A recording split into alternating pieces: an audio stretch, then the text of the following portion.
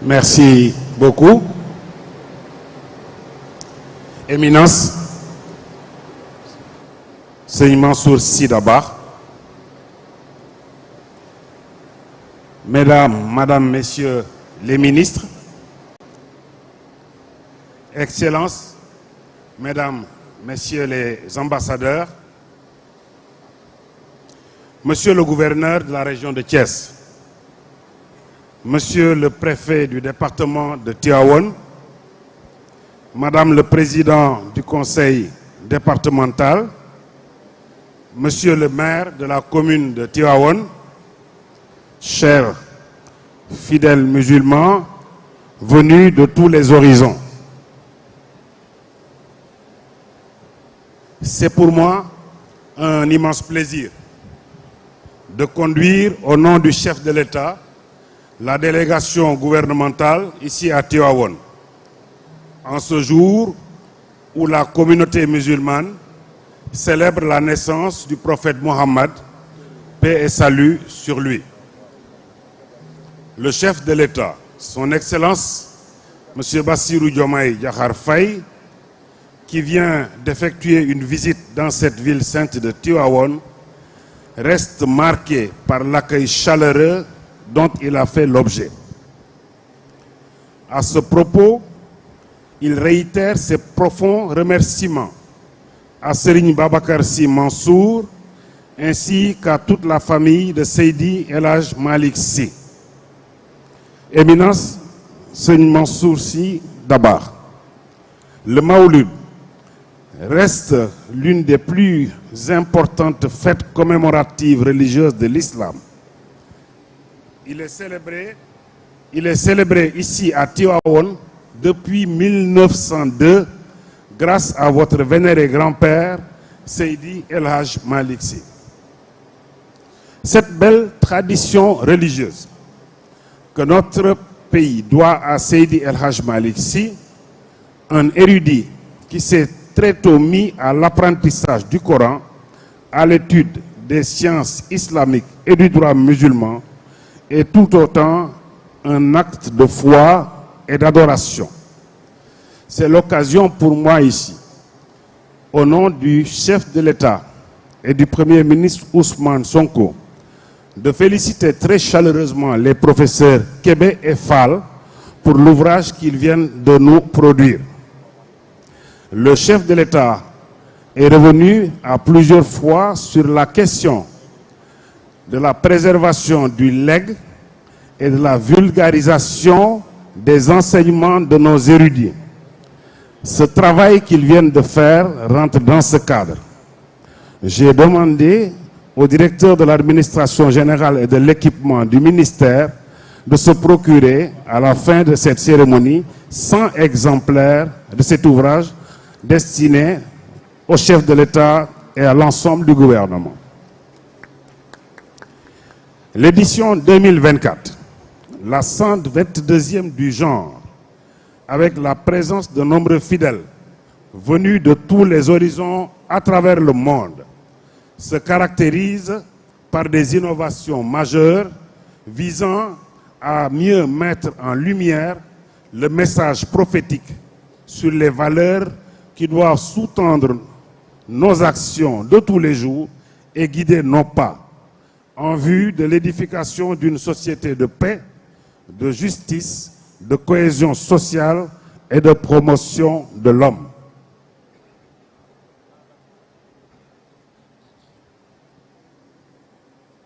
C'est dans ce cadre que le chef de l'État et le gouvernement ont suivi avec un grand intérêt le forum du Gamou de cette année, centré autour d'une thématique inspirée du hadith du prophète, paix et salut sur lui, que je cite. J'ai été envoyé pour parfaire les nobles valeurs. Fin de citation. Éminence, le contexte actuel, marqué par des menaces de tout genre et une perte préoccupante des valeurs religieuses et morales, appelle de notre part un retour aux nombreuses vertus incarnées par le prophète Mohammed, paix et salut sur lui, dont nous célébrons la naissance aujourd'hui, et qui nous vaut ce rassemblement de foi et d'espérance. En effet, notre pays n'est pas épargné par les fléaux qui frappent le monde de nos jours, car notre société est régulièrement secouée par des violences physiques et verbales, les accidents de la route, les incivilités, sans compter l'immigration irrégulière qui préoccupe au plus haut point les pouvoirs publics. À ce propos, Monsieur le Président de la République me charge de vous demander, encore une fois, de prier pour notre pays qui a besoin de paix et de toutes ses forces vives dans sa marche vers le développement. Aussi voudrais-je vous demander respectueusement, en ce jour privilégié de dévotion, de prier pour Monsieur le Président de la République, Son Excellence Monsieur Bassirou Diomaye Faye, le Premier ministre Monsieur Ousmane Sonko et l'ensemble des membres du gouvernement, pour qui le Gamou de Tivaouane revêt une importance particulière. Une importance particulière compte tenu de sa dimension religieuse, sociale, économique et internationale. Je ne saurais terminer, Éminence, sans vous renouveler ma profonde gratitude et remercier vivement les responsables du comité d'organisation qui ont travaillé en parfaite intelligence avec tous les services et structures de l'État pour le bon déroulement de ce Gamou 2024. J'en profite pour annoncer la venue prochaine d'une mission coordonnée de 5 ministères pour parachever des travaux autour de la grande mosquée afin de préparer l'arrivée massive de visiteurs qui ne manqueront pas de venir voir ce beau joyau. Encore félicitations, bon Maoulid et Dewenati. Je vous remercie de votre aimable attention.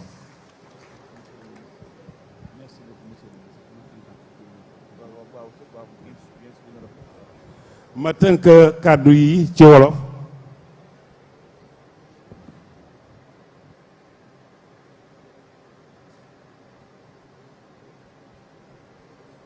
asalaamualeykum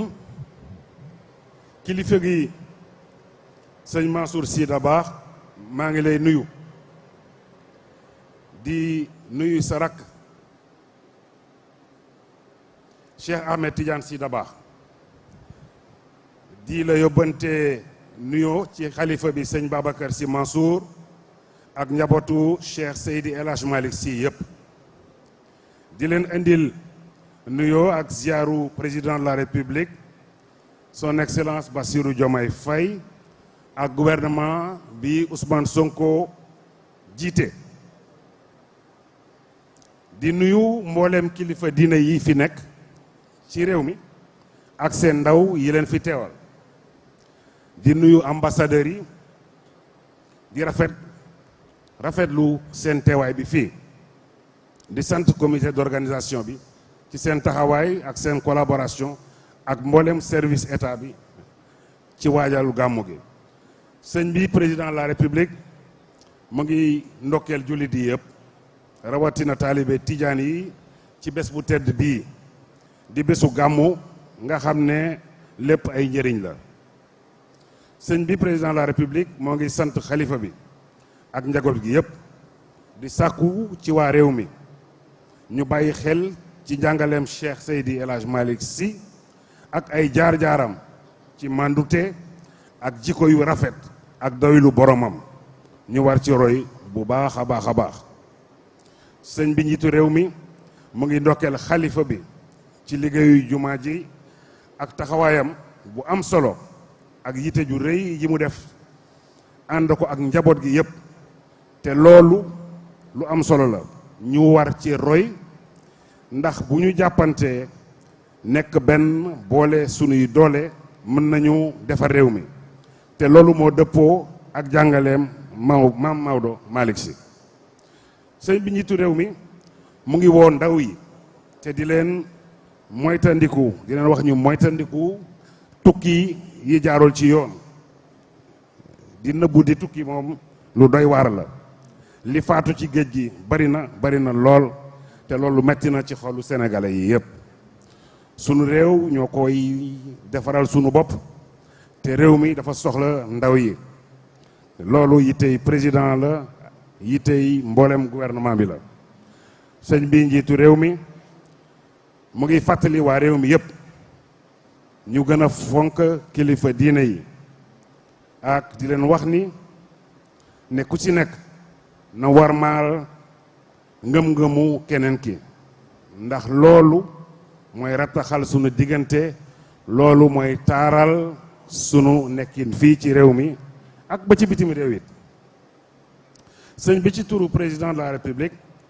mu ngi ñaanal xalifa bi sëñ Babacar Sy Mansour yàlla may ko fan bu gudd te ànd ak wér di sàkku tamit mu ñaanal réew mi yàlla saxal fi jàmm ak dal président mu ngi sàkku ci waay juram soppeem mu ñaanal ko yàlla jàppale ko ba mu àggale yeneen ci réew mi ak jàmm te defal ko gouvernement bi yépp ci njiitalu premier ministre Ousmane Sonko sëñ bi kàddu yi la ma président de la République yónni woon maa ngi sant délégation bi ma àndal fii tey ak ñi ma fi fekk ñëpp di leen ñaanal gàmmu jàmm di leen wax déwénati asalaamualeykum. jërëjëf ma jox sëñ Abdou Hamid mu complété liste yi nga xam ne mooy délégation Firos yi.